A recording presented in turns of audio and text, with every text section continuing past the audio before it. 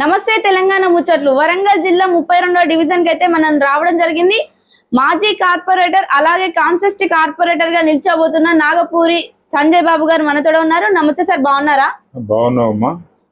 Okay sir, మీరు corporator గా ఉన్నప్పుడు మీ హయాంలో మీరు ఎలాంటి డెవలప్మెంట్స్ చేశారు మీ డివిజన్ లో?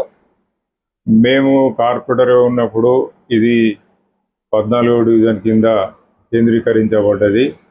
అందులో భాగంగా మేము ఉన్నటువంటి ప్రాంతాలలో డిఎఫ్ఐడి నిధులతోని మురికివాడలు, గద్దెగుండ్లు కానీ, లక్ష్మీనగర్ కానీ, తోట్లవాడ కానీ, కరీమాబాదు, హరిజనవాడ కానీ, అదేవిధంగా అంబేద్కర్ భవనం వద్ద కానీ మేము డిఎఫ్ఐ నిధులతోని రోడ్లు, మోరీలు, డ్రైన్స్ అన్నీ కూడా మేము నిర్మించడం జరిగింది. దాంతోపాటు మాకు ప్రభుత్వం కేటాయించినటువంటి ఇందిరమ్మ పథకం ద్వారా వందలాది మంది ఇళ్ళు కట్టుకునేందుకు మేము సహకరించి ఎంతోమంది ప్రజలు ఇవాళ ఆ కట్టుకున్న ఇళ్ళు నివాసం చేస్తున్నారు. అదేవిధంగా వృద్ధులకు, వితంతువులకు అందరికీ కూడా మేము పెన్షన్లు అందజేయడం జరిగింది. ఇప్పటికీ మమ్మల్ని ఆ పెన్షన్ 2000గా మారడంతో కాంగ్రెస్ ప్రభుత్వంలో ఇప్పటికి మమ్మల్ని కూడా గుర్తించి రాబోయే కాలంలో మీరే మళ్ళీ కార్పొరేటర్గా రావాలని కోరుకుంటున్నారు ప్రజలందరూ. ప్రజెంట్ మీ డివిజన్ లో ఎలాంటి సమస్యలు అనేవి ఉన్నాయి? మీ డివిజన్ ప్రజలు ఎలాంటి సమస్యలను ఎదుర్కొంటున్నారు? 14వ డివిజన్ తర్వాత డీలిమిటేషన్ కావడం వల్ల 32వ డివిజన్గా ఏర్పడింది. ఇందులో భాగంగా చాలా స్లమ్ ఏరియాలు మాకు ఇంక్లూడ్ కావడం జరిగింది, ఇందులో మెర్జ్ చేయడం జరిగింది. అందులో ఉన్నటువంటి వరద ప్రాంతాలు బిఆర్ నగర్ కానీ, అదేవిధంగా మిగతా కొన్ని చోట్ల ఎస్ఆర్ తోట కానీ వరద ముంపు గురవుపోతూ ఉన్నాయి. ఇందులో ప్రజలు చాలా వర్షాలు వచ్చినప్పుడు ఇబ్బంది పడుతూ ఉన్నారు. నాలాలు కూడా ఆక్రమించుకొని కట్టడం వల్ల చాలామంది ప్రజలు ఇబ్బందికి గురయ్యి మరి ముంపు ప్రాంతాలకు గురవుతున్నారు. ఇది ప్రధానమైనటువంటి సమస్య ఇప్పుడున్నది. అదేవిధంగా పారిశుద్ధ్యం కూడా ఇక్కడ చచ్చుబడిపోయింది. మరి ప్రాంతంలో మురికివాడలు ఉన్నాయి కాబట్టి పారిశుద్ధ నిర్వహణ కూడా కార్మికులు కానీ వీరు కూడా సహకరించడం అనే వాదన ఉన్నది. కాబట్టి దీని పర్యవేక్షణ లోపం ఉన్నది. కాబట్టి రాబోయే రోజులలో మరి దీన్ని చక్కదిద్దాలని మేము కోరుకుంటున్నాం. మీపై నమ్మకం పెట్టుకున్న మీ డివిజన్ ప్రజలకు మీరు ఏమైనా చెప్పాలనుకుంటున్నారా? కేవలం ఏదో ఒక పార్టీ అంచును పట్టుకొని మరి రాబోయే కాలం లోపల ప్రజలు పనిచేసే వారికే ప్రాతినిధ్యం ఇచ్చి వారికి ఓటు వేయాలని కోరుతున్నాను. వారి ఆస్తులను కాపాడుకోవడానికి కానీ, వారి ప్రాతినిధ్యం తగ్గకుండా చెలామణి అయ్యేవారు కానీ వారు ఓటు వేయకుండా ఉండాలని నేను కోరుకుంటున్నాను.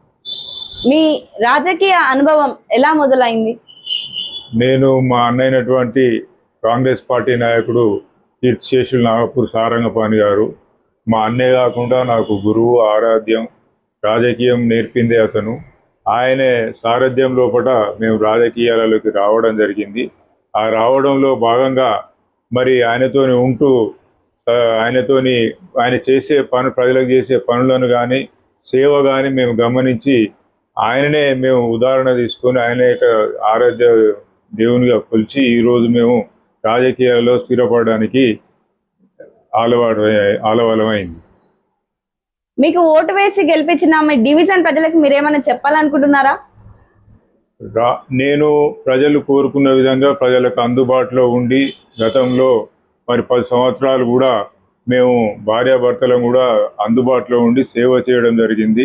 వారి కష్టాలలో వారి మంచి చెడు కన్నిటి కూడా మేము ఉండి వారి యొక్క బాధలు తీర్చినాము, వారి యొక్క సంతోషం పంచుకున్నాము.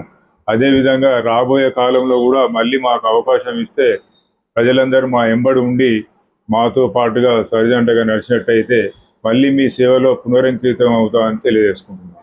మరలా మీరు కాన్సెస్ట్ కార్పొరేటర్ గా నిల్చోబోతున్నారు.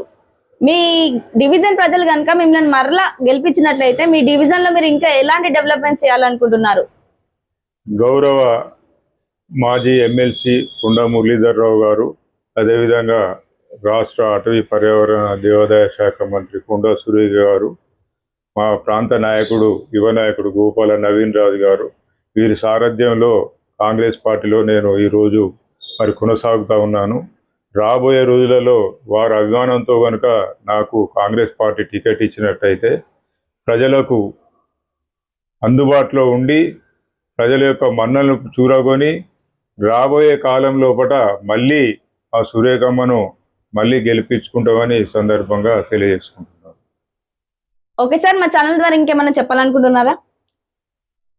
మీ ఛానల్ ద్వారా చెప్పేది అంటే ప్రజలకు ఎవరైతే దగ్గరగా ఉన్నారో వారి యొక్క కృషిని, వారి యొక్క విధేయతను, ప్రజల పట్ల ఉన్నట్టు వినమ్రతను గుర్తించాలని నేను కోరుకుంటున్నాను.